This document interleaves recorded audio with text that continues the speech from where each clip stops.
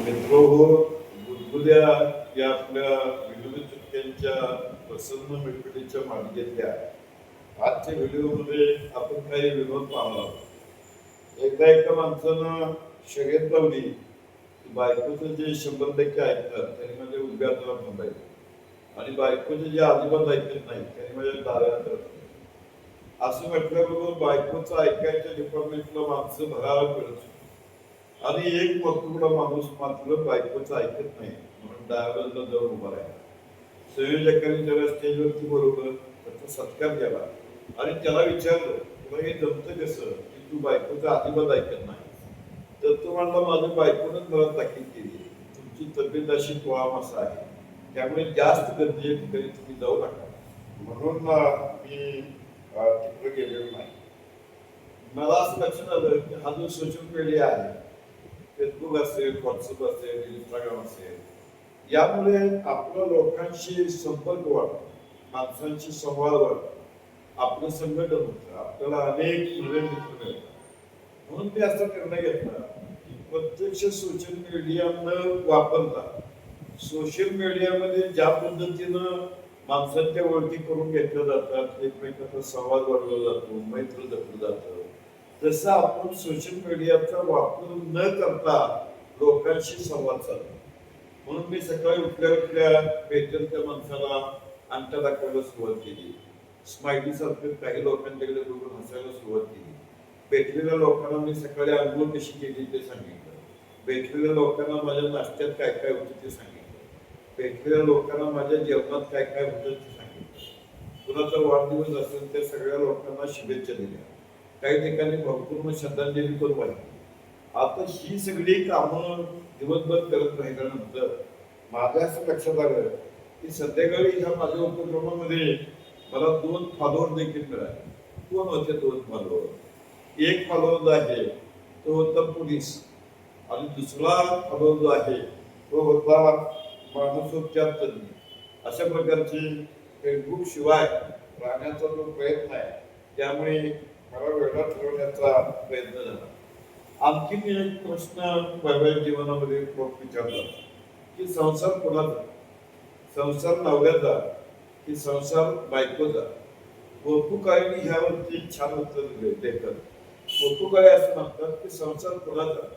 संसार नवऱ्याचा, संसार बायकोचा का संसार दोघांचा पण?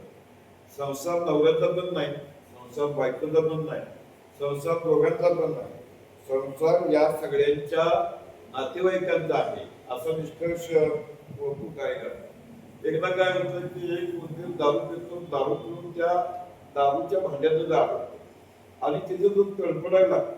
एवढ्यात त्याला शेजारी एक मांजर दिसते.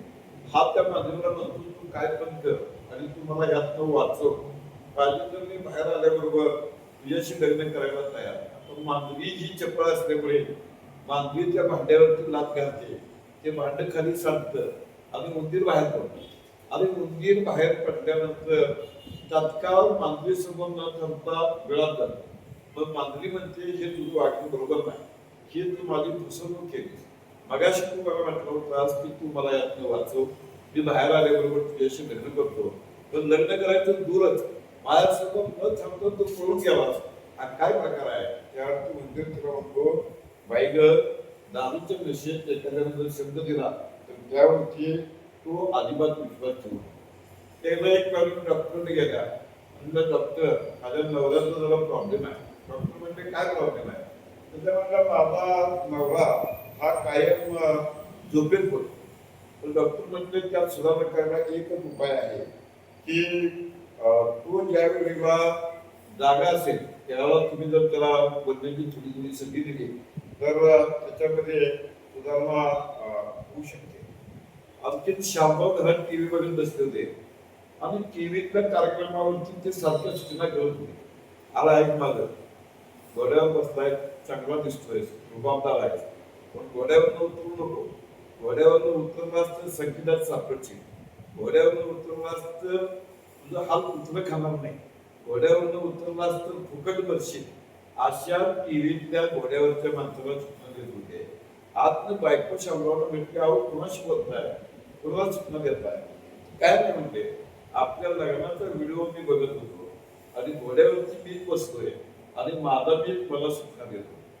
एकदा काय होतं की एका एसटी मध्ये दरोडेखोरांची टोळी येते आणि रिव्हॉल्वर आणि बंदुका रोखत या एसटीच्या प्रवाशांची लुटवणूक सुरू होती. एका महिलेच्या हातातली दागिने हिसकावून घेत असताना दरोडेखोर तिच्यावरती रिव्हॉल्वर रोखून तिला विचारतो, तुझं नाव काय? तर ती म्हणते, माझं नाव सुशीला.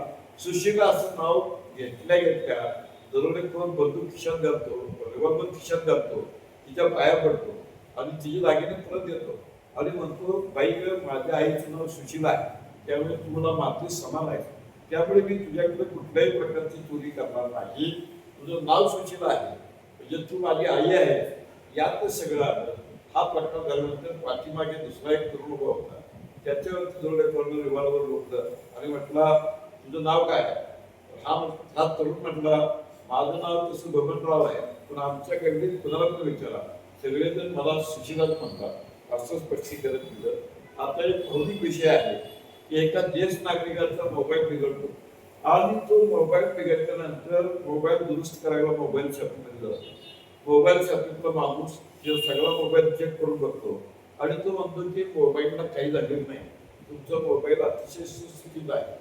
हे ज्येष्ठ नागरिक थोडंसं चिंतित पडतात आणि दुकानदाराला म्हणतात, खरंच माझ्या मोबाईलमध्ये काही बिघडलेलं नाही, 100% काही बिघडलेलं नाही. असं असेल तर मग माझ्या मुलांचा, माझ्या नातवांचा मला फोन कसा येत नाही?